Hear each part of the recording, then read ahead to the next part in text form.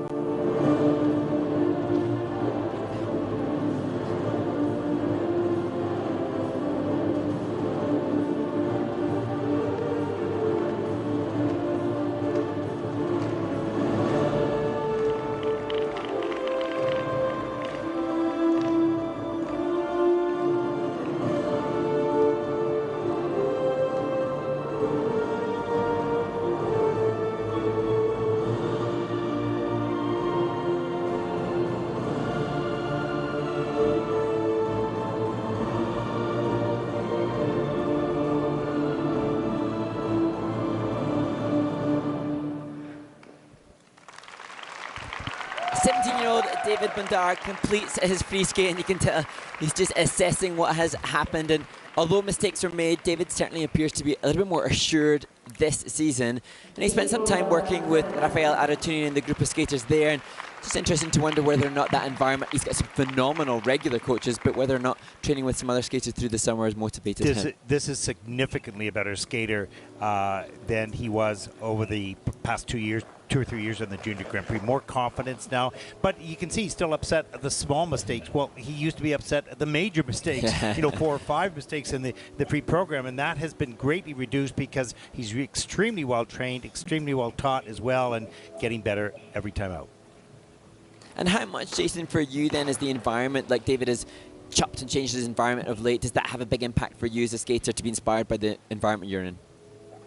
I think that's definitely person-to-person based. Some people are very externally motivated and need to be around other elite athletes to kind of find that motivation. Some people are very intrinsically motivated, and they find it within them, and they might be able to train and thrive in an empty ice rink. Yeah. And so I think it really is dependent on the athlete, but I know I've seen it firsthand how much of an environmental switch can impact an athlete in the most positive way and bring something out of that athlete that, whether that's motivation, inspiration, and it kind of gives them the kick in the butt that they need. Does it sometimes help them grow up, moving from one environment to the other? I think for sure, absolutely. I think, depending on the pace, depending on the coaches, sometimes athletes get very comfortable with the coaches they're with every single day. That being in a new environment and getting kind of fresh eyes on you makes a big difference. I suppose when we reference David, though, he's got Lee Barkel and Jeffrey Buttle, former world champion, as his coaches. So wherever he is, he's in good hands. He's in pretty good hands. Yeah, no question at all. We've seen such great improvement from this young man, and it's so interesting. Sometimes the athletes, and I'll get you to comment on this after, are tougher on themselves. Too tough on themselves. You got to have your feet grounded and put things in perspective, and that's difficult. The scores for David Bondar from Canada: 120.73. That's second in the free program, with a total competition score of 189.08, and that'll put David currently into second overall. He's the first skater in the last group. 5 more to come as we take a look at the standings. All right, now with the top 5.